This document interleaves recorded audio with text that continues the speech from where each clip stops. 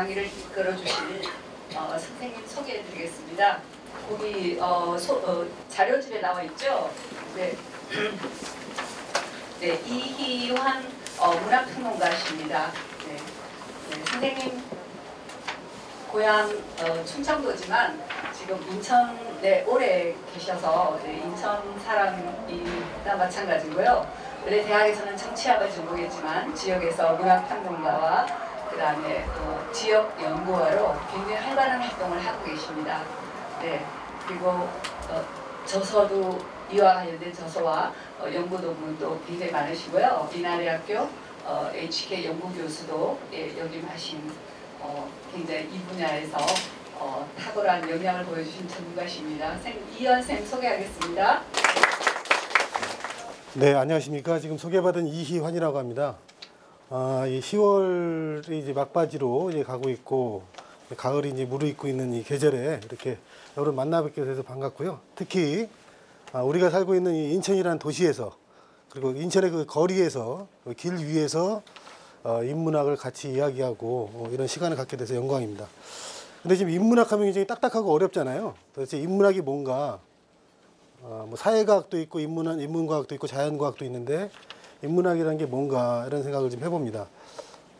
제가 이제 배우기는 굉장히 뭐 수많은 학자들이 정의를 내리고 인문학의 또 여러 분야도 굉장히 많고 그렇습니다만 제가 지금 간명하게 정의를 내리면 바로 우리 사람에 대한 탐구인 것 같아요. 사람에 대한 탐구 또는 사람과 사람 사이의 관계에 대한 탐구. 사람이 사람답게 살 수 있는 어떤 환경이나 문제가 뭔가 뭐 이런 것들을 한번 고민하는 게 바로 인문학이 아닌가 합니다. 그래서 뭐 이거 사람이라는 건 돈을 가진 사람이나 없는 사람이나 나이가 많은 사람이나 적은 사람이나 누구나 다 이 세상에서 인간의 존엄성을 갖고 태어난 이 사람이 얼마나 인간답게 살 수 있는가 그리고 행복하게 살 수 있는가 이런 거를 우리가 탐구하는 게 인문학이라고 생각이 드는데요. 그 인문학이라는 게 근데 이 교실에만 있는 것이 아니다.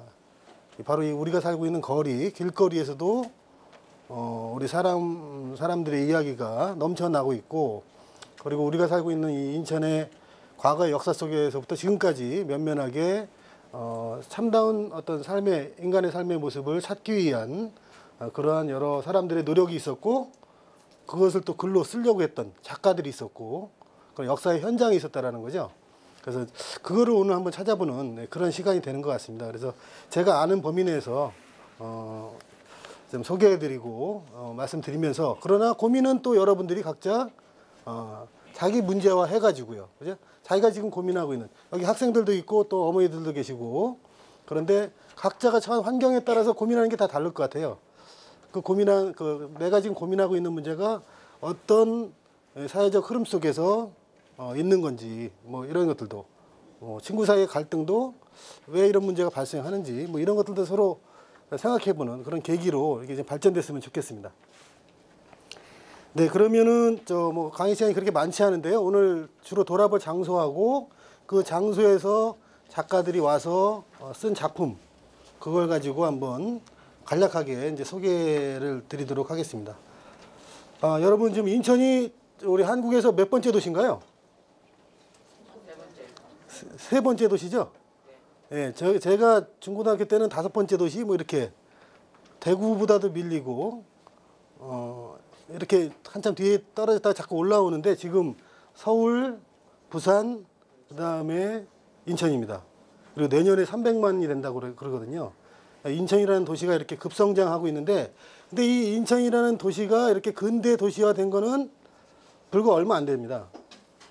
그리고 인천이라는 도시에 지방에 부산이나 대구나 또는 광주같이 아주 옛날에 어떤 역사가 이렇게 잘 이어져서 도시가 발전한 게 아니고 인천은 130년 전에 올해가 바로 인천이 외국 세력에게 문호를 열면서 오늘날과 같은 시간관념, 오늘날과 같은 학교 제도 또는 오늘날과 같은 이런 복식들 이런 게 막 이제 들어오기 시작한 이런 시대를 이름해서 근대 시대라고 하거든요.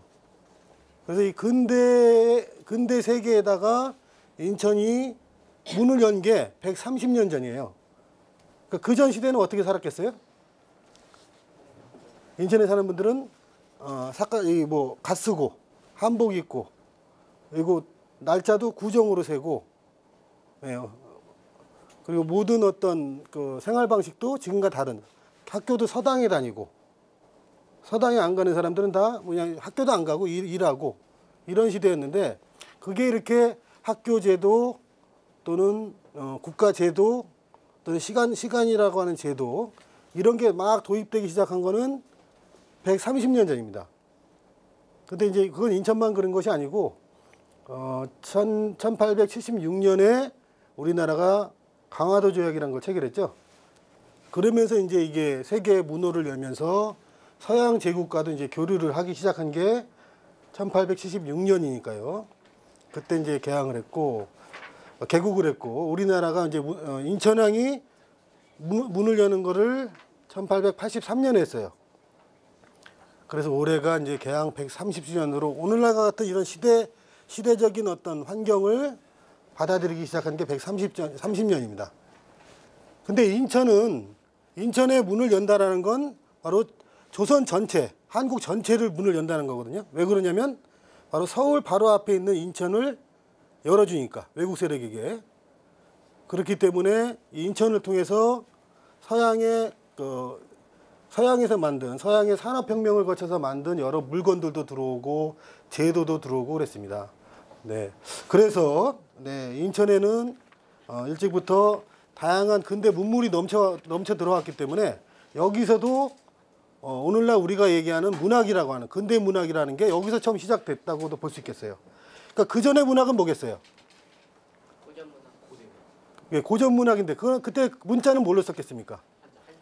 네, 한자로 썼어요. 그 전에는 문학이라고 하는 게 한자로 써서 기록을 했고 이것이 한글로 쓰기 시작한 것은 바로 20세기 넘어와서 개항하고 나가서도 한참 뒤에 이렇게 들어와서 이제 한글로 개인의 감정을 노래하는 근대 문학이 이제 싹트게 된 겁니다. 자, 그래서 이런 큰 흐름 속에서 우리 문학들을 한번 살펴봤으면 좋겠는데요. 자, 그래서 우리나라는 문호를 열긴 했지만 바로 이 개인의 감정과 느낌과 생각과 판단을 글을 통해서 전달하는 문학이라고 하는 것을 본격적으로 만들기 시작한 것은 1920년대 와서입니다. 1917년에 물론 우리나라 최초의 근대 소설이라고 하는 이광수의 무정이라는 장편 소설이 한글로 나왔지만 그때까지도 이제 과도기적인 성격이었고요. 오늘날처럼 여러분들이 많이 보는 문학 작품이 처음 나온 게 1920년대 넘어서인데 그 초기 모습을 보여줄 수 있는 작품이 오늘 우리가 인천을 다루고 있는 작품 중에 하나. 자, 9페이지에 보시면 여러분도 김소월이라는 시인을 모르시는 분 한 분도 없으시죠? 우리 한국의 정조를 대표하는 가장 한국적인 시인인데 김소월의 이 시가 22년도에 쓰여졌거든요. 바로 요 무렵이 우리나라에 이렇게 개인의 감정을 읊는 시가 처음 나온 때예요.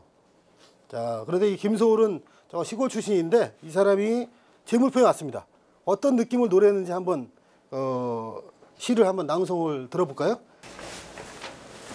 밤 김소월 홀로 잠들기가 참말 외로워요. 밤에는 사무치도록 그리워와요. 이리도 보더니 아주 얼굴조차 잊힐 듯해요. 벌써 해가 지고 어둡는데요. 이곳은 인천의 제물포 이름난 곳. 부슬부슬 오는 비에 밤이 더디고 바닷바람이 춥기만 합니다. 다만 고요히 누워들으면 하얗게 밀어드는 봄 밀물이 눈앞을 가로막고 흐느낄 뿐이야요. 이전에 한자로 쓸 때 문학은 다 양반들이 다 거의 대부분 문학을 했어요. 그래서 양반들의 어떤 유교관념 이런 거를 많이 표백한 시였는데 김소월의 시는 아주 개인적인 남자인가요 여자인가요? 시 야요 이런 것들을 보면 어떻습니까? 남자인데 여성같이 썼죠. 이 김소월의 시의 특징이기도 하고 굉장히 어떤 님을 그리는 아주 가냘픈 그러나 아주 간절한 그 누군가를 애타게 그리는 그런 감정이 김소월 시의 전편에 흐르고 있어요. 여러분 잘 아시는 진달래꽃, 그죠? 진달래꽃도 마찬가지인데, 자, 이 시에 이 김소월이라는 사람은 저 평안도의 정주라고 하는 시골 태생이에요. 자, 그런데 1883년 개항해서 삐까판쩍한 근대 서양 건물들이 막 이렇게 들어서 있는 인천으로 딱 오니까 촌 사람이 이게 굉장히 뭐예요? 어떻게 했어요?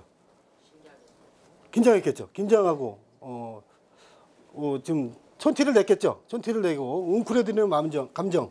자, 이런 게 시에 지금 담겨 있지 않습니까? 그러면서도 여기 와서도 누군가를 파도 소리를 들으면서 이렇게 흐느끼는 어떤 님의 어떤 그 그리움을 표현한 이런 시를 우리가 맛볼 수 있습니다. 자, 인천의 제물포 이름난 곳이라는 게 벌써 이 인천이 20년대 굉장히 발전된 도시였다라는 것도 느낄 수가 있고요. 자, 그 다음에 또 여러 시들이 많습니다만, 자, 시간이 많이 없어서, 자, 13페이지에 슬픈 인상화라는, 자, 김소월과 만만치 않게 여러분들 유명한 시인이 바로 정지용이죠. 정지용 시 대표적으로 어떤 시가 있습니까? 향수 있죠. 향수. 노래로도 만들어져서. 근데 향수는 굉장히 목가적이고 향토적인데, 요 20년대 정지용은 그야말로 일본 유학 갔다 와서 아주 세련된 그런 청년 지식인이었어요. 그리고 20년대 이 정지용의 시는 아주 반짝반짝하는 어떤 감각적인 그런 시를 많이 썼습니다. 자, 여기 보시면, 자, 축항의 세 번째 연애, 침울하게 울려오는 축항의 기적소리, 이국 정조로 퍼덕이는 세관의 깃발. 바로 인천의 이 세관, 외국과 무역할 때 관세를 물리는 세관이라고 하는 기관도 있었거든요. 자, 이런 게 바로 인천에 와서 정지용이 시를 썼다라는 것을 알 수가 있는 시입니다. 자, 아주 그 정지용이 3편의 시를 썼는데, 자, 그거 잠깐 감상해 보시고요. 자, 그 다음에, 자, 16페이지의 시를 한번 보죠. 오늘 갈 장소에 오늘 월미도를 읊은 시가 있는데, 여러분들, 자, 이 김동완이라는 시인의 시인데요. 김동완은 여러분들 우리 문학사의 어떤 시인으로? 네, 최초의 서사시. 지금 어머니께서 말씀하셨듯이 한국 최초의 서사시인 국경의 밤이라는 시집을 낸 그런 분입니다. 근데 이분은 또 삼천리라고 하는 잡지를 내서 유명한 잡지 편집인이기도 한데요. 이분이 27년도에 월미도 해녀라는 시를 남겼습니다. 자, 요 시는 조금 석연치 않은 시입니다. 이 김동완이라는 그 당시의 시인으로는 굉장히 나이도 많고 문화의 중진인데, 월미도에 해녀가 있었다는 기록이 사실은 신문 기사나 역사의 기록이 별로 없거든요. 찾아볼 수가 없는데, 아마 월미도 바닷가에서 어부를 하면서 조개를 캐거나 이랬던 어떤 아이의 모습을 봤던 것 같아요. 근데 이제 김동완이 자주 못 오니까 그거를 해녀하면 사실은 바다 물속에 들어가서 이렇게 전복을 캐고 하는 거지 않습니까? 근데 해녀라고는 볼 수 없을 것 같은데 그걸 해녀로 표현했습니다. 근데 여기 이 시는, 자, 어떤 느낌이 드십니까? 늘 저물 때마다 멀어지네 내 집은. 이게 반복하고 있죠? 이렇게 힘들게 자기가 지금 일을 하고 있다라는, 그리고 엄마 아빠가 그리워진다. 자, 그리고 한 달에 보름은 바다에서 사는 몸이다. 학교도 아마 못 갔을 거예요. 그죠? 그리고 가난하니까 이렇게 바닷가에서 생계를 위해서 조개를 캐고 하는, 자, 이 해녀의 모습을 시인이 그 해녀를 시적인 주체, 시인의 말하는 시적 감정을 표현하는 사람으로 삼아서 지금 시를 표현했는데, 자, 굉장히 힘들게 사는 어떤 소녀의 어떤 안타까운 어떤 감정, 그죠? 이런 거를 느낄 수가 있죠. 예, 바로 이게 20년대 대부분 우리 인천에 사는 서민들은 굉장히 살기가 어려웠습니다. 근데 이 당시에 월미도는 바로 옆에는 한국에서 가장 첨단의 유원지가 이렇게 만들어졌어요. 월미도가 1918년부터 그래서 조탕이라고 하는 바닷물을 끓여서 목욕하는 것도 있었거든요. 목욕하는 시설도 있었는데, 이 소녀는 그와 반대로 굉장히 힘들게 살아가는, 그래서 맨 마지막에 목이 메어서 뱃따라기, 이 민요 뱃따라기조차 부를 힘이 없다. 노동하면서 부르는 노동요라는 게 있잖아요. 그런 것조차 부를 힘이 없을 정도로 힘들다, 이런 얘기를 좀 보여주고 있네요. 자, 요 시가 바로 앞 페이지에 나와 있는 습작시대라고 하는 자, 인천에서 최초로 나온 문학 전문지, 문학 전문 잡지에 실린 작품입니다. 그래서 27년도에 인천에서 드디어 최초의 이 문학을 창작하는 사람들이 잡지도 냈었다라는 것도 우리가 또 기억해야 될 그런 부분이고요.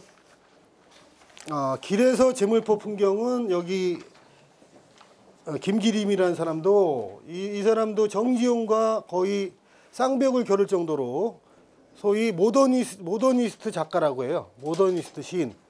이거는 뭐냐면 개인의 감정은 표현하지 않으면서 회화를 그리듯이, 그림을 그리듯이 이미지 중심으로 이제 시를 표현하는 건데, 그거 좀 표현 방식이 다른 거죠.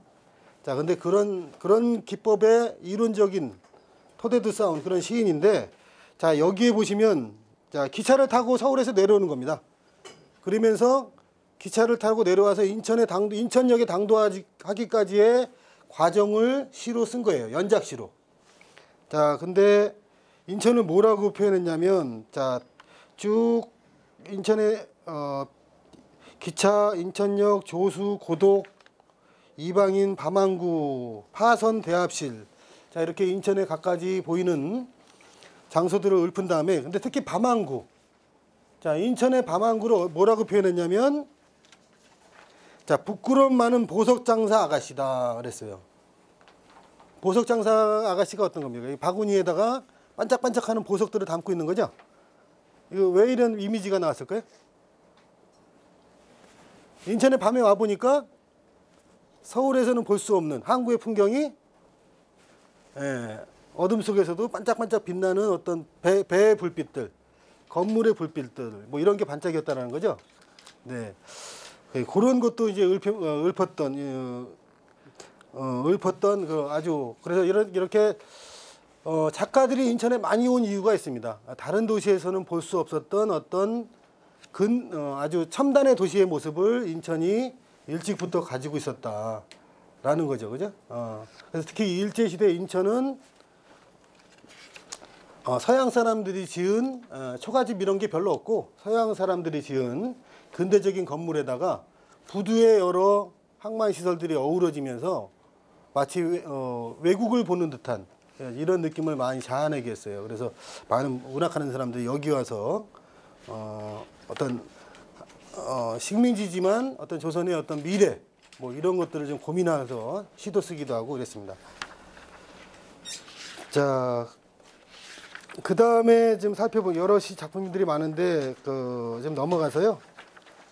이번에는 뭐 소설을 좀 보겠습니다. 소설. 자, 시라는 것은 이렇게 약간은 좀 단편적입니다. 그죠?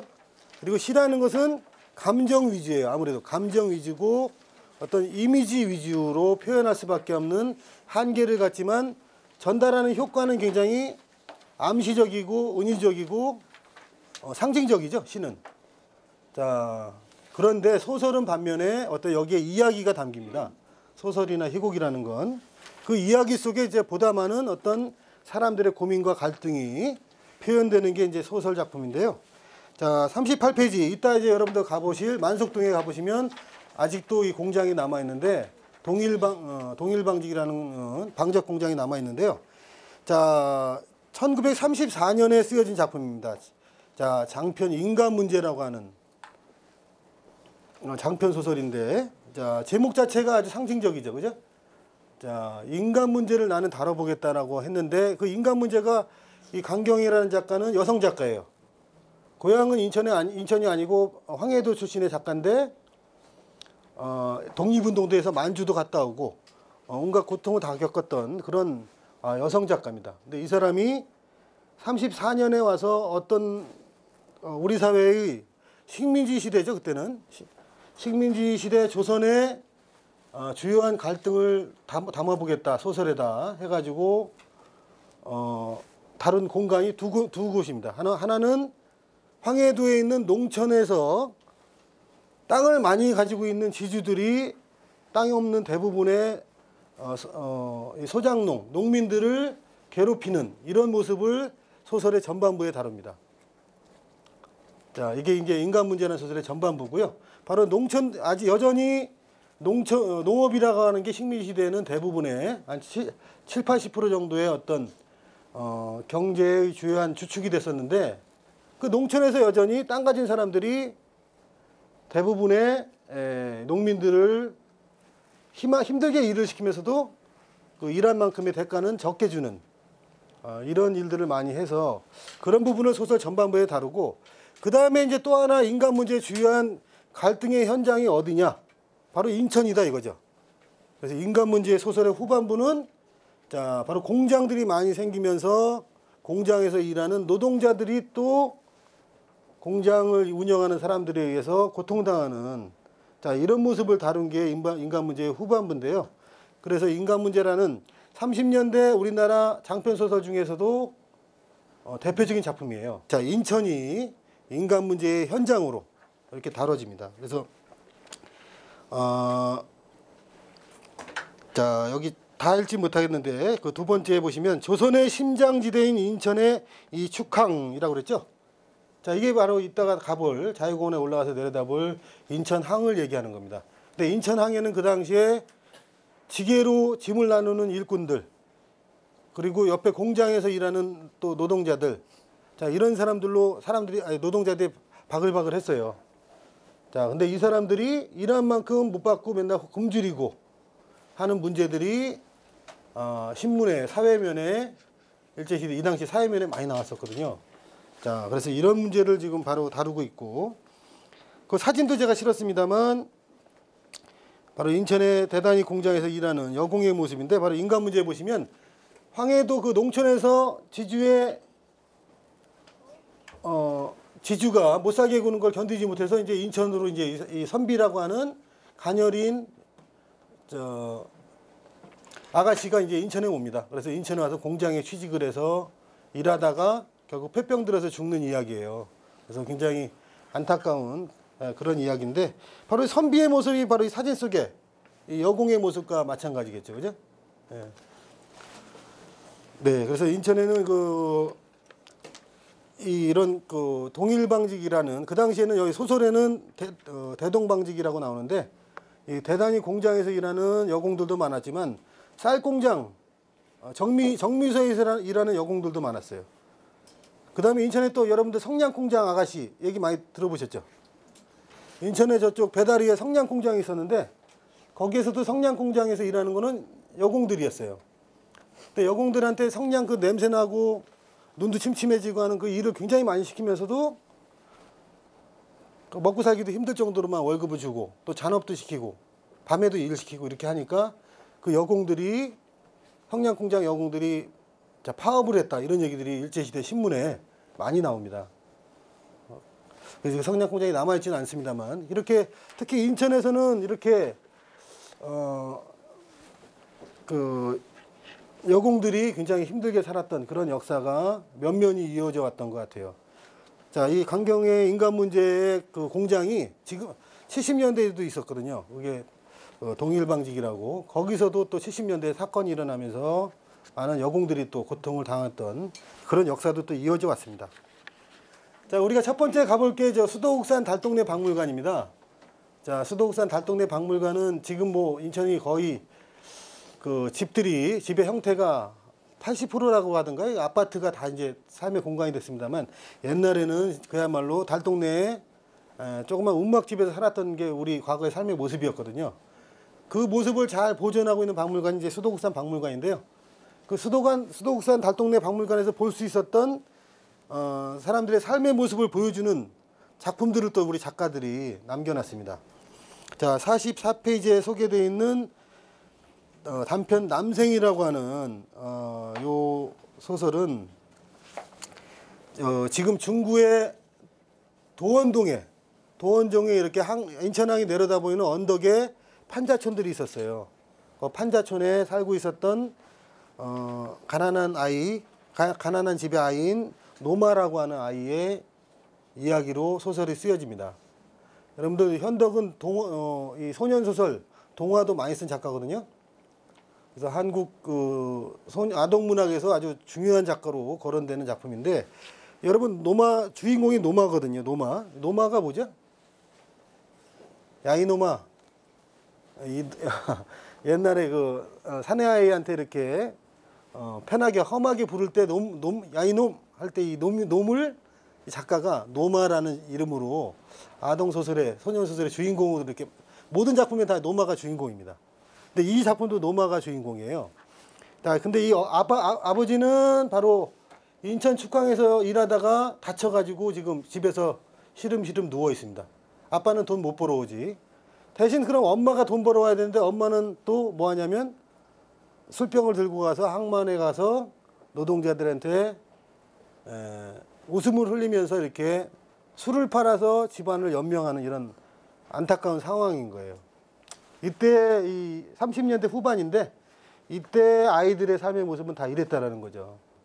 시각적인 이미지, 촉각적인 이미지, 어떤 후각적인 이미지, 냄새가 느껴지지 않습니까?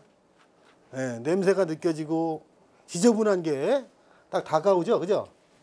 자, 이런 데서 바로 이 노마라는 아이가 그런데 천진난만하게 아빠는 왜 저럴까, 엄마는 왜 저럴까 이런 거를 보이는 그대로 얘기하지만 그 속에서 이 소년이 사는 안타까운 삶의 어떤 모습이 그대로 독자들에게 전달되게 이렇게 작품을 썼습니다.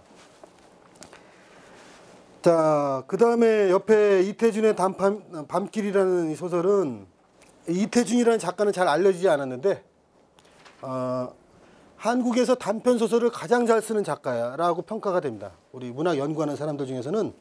그래서 이 사람은 한국 단편 소설의 명수다. 이렇게 표현하는데요. 짤막한 단편 소설 안에 어떤 우리 인간 삶의 단면을 아주 딱 통찰해서 보여주는 그런 작품을 보여주는데요. 자, 바로 인천을 배경으로 한 이 밤길이라는 소설은 자, 월미도가 내려다 보이는 어떤 공사장이에요. 이 공사장에서 서울에 사는 황서방이라는 사람이 아이들은 거기다 남겨놓고 혼자 와서 인부로 일하는데 자, 인부로 일해서 돈을 벌려면 일을 해야 되는데 비가 와서 공사를 못하는 거예요. 장마가 들어가지고 며칠째 일을 못하는 겁니다. 그런데 돈을 집에다 못 보내주니까 집에 세 아이를 남겨놨는데 쪽방에다가 전세방에 남겨놨는데 그 부인이 애들 남겨놓고 도망가 버렸어요. 그러니까 집주인이 애들을 데리고서 특히 늦둥이로 아들을 낳는데 이 아들을 이 공사장에 데리고 와가지고 떠맡겨 버리고 이제 가버립니다. 집주인은. 그런데 이 사람이 일을 해서 먹고 살아야 되는데 이 아이가 있으면 일도 못하고 쫓겨나게 되니까 근데 이 아이가 마침 또 먹지도 못해서 굶어 죽을랑 말랑 하는 거예요. 그러니까 이거 어떻게 하겠어요?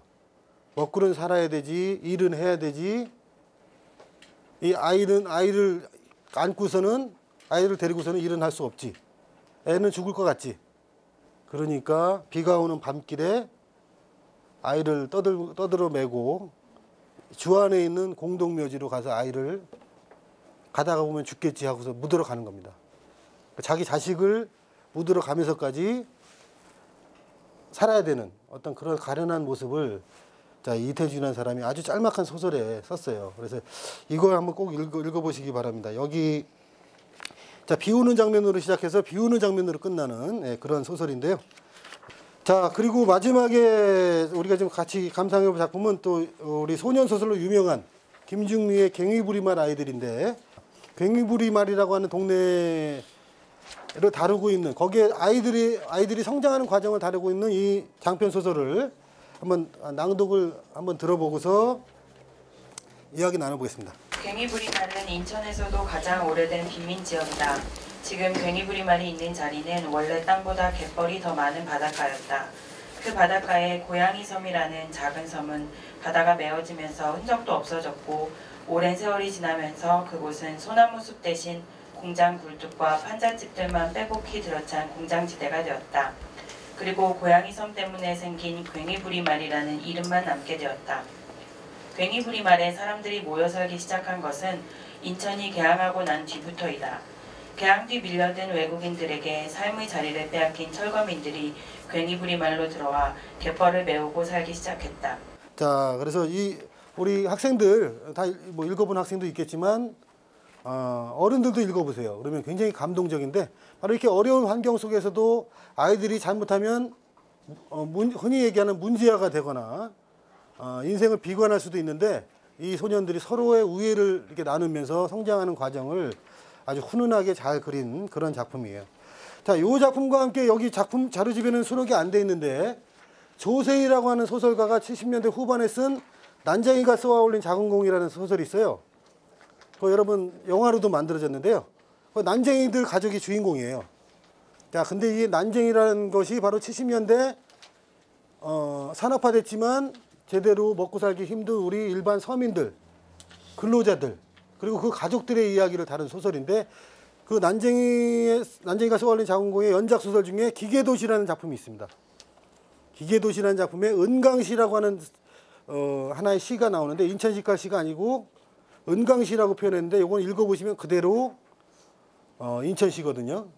자, 바로 폐수, 공장의 폐수와 쓰레기로 넘쳐나는 사람들이 살기에 불편한 도시인 인천의 온갖 문제들을 아주 잘 형상화한 작품인데 그 속에서 난쟁이 아버지를 잃어버린, 아버지가 죽고 난쟁이 자식들이 고통 속에서 성장하는 과정을 그려낸 소설이 또 난쟁이가 쏘아올린 작은 공이라는 소설집, 연작 소설의 기계도시라는 소설입니다.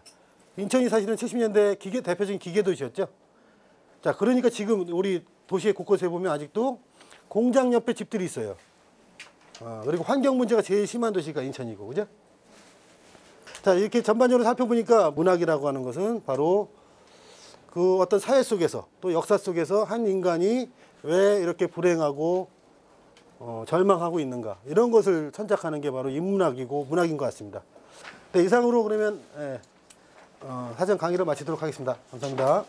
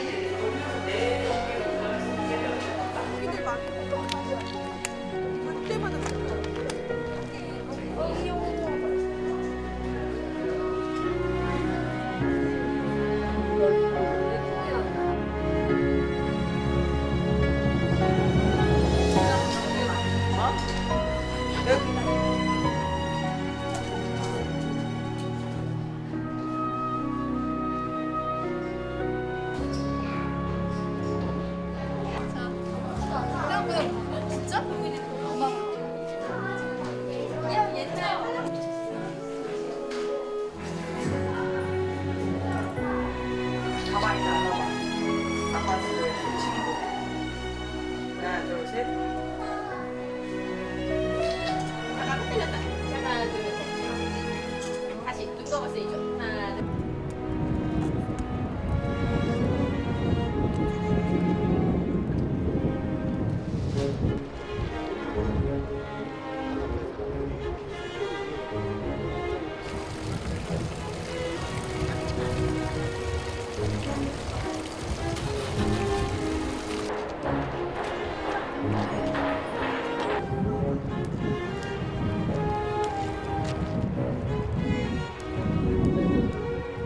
평생으로 툭툭 올라가서 삐뚤이 같은 거 나오면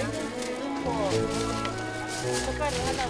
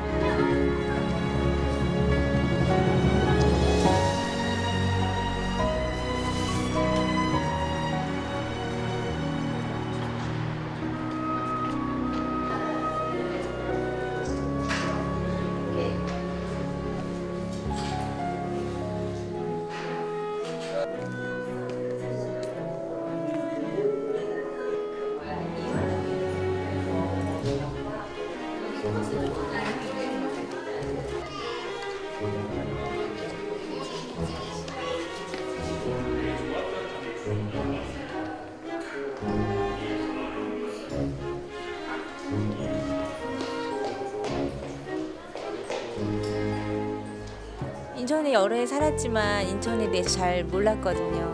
근데 이렇게 오늘 다녔던 곳이 대부분 다 가봤던 곳인데 이렇게 선생님의 설명 듣고 이렇게 또 인천에 대해서 많이 알 수 있는 계기가 됐고요. 아이들한테 이렇게 어떤 인천에 대해서 잘 알고 잘 설명해주는 해줄 수 있는 그런 계기가 됐던 것 같아요. 우연한 기회에 이런 프로그램 신청하게 됐는데 인천에 살면서 이렇게 와보기도 하는 그런 곳이기는 하지만 이게 여기가 문학 작품의 배경으로 이렇게 쓰였구나. 그리고 강의 같이 들으면서 다니니까 더 깊이 알게 돼서 고장에 대해 새롭게 알게 돼서 좋은 것 같아요. 아이한테도 교육이 많이 되는 것 같고요. 네, 오늘 기류의 인문학 강의는 그 인천의 역사 속에서 어떤 문학 작품이 나왔는지 그런 걸 역사와 함께 그 문학 작품이 어떻게 그 당시 역사를 그렸는지 그런 걸 좀 다뤘고요. 그래서 오늘 이렇게 기류의 인문학이라는 그 강좌가 자칫 자기가 살고 있는 도시에 대해서 잘 모르는 이 시민들에게 여러분들이 사는 곳이 바로 역사의 현장이고 또 문학의 산실이다. 그래서 지금도 여러분이 살고 있는 곳에서 바로 문학과 역사가 이루어지고 있다는 그런 것을 좀 알리는 그런 계기로 이 강좌가 의미가 있는 것 같습니다. 기류의 인문학 화이팅!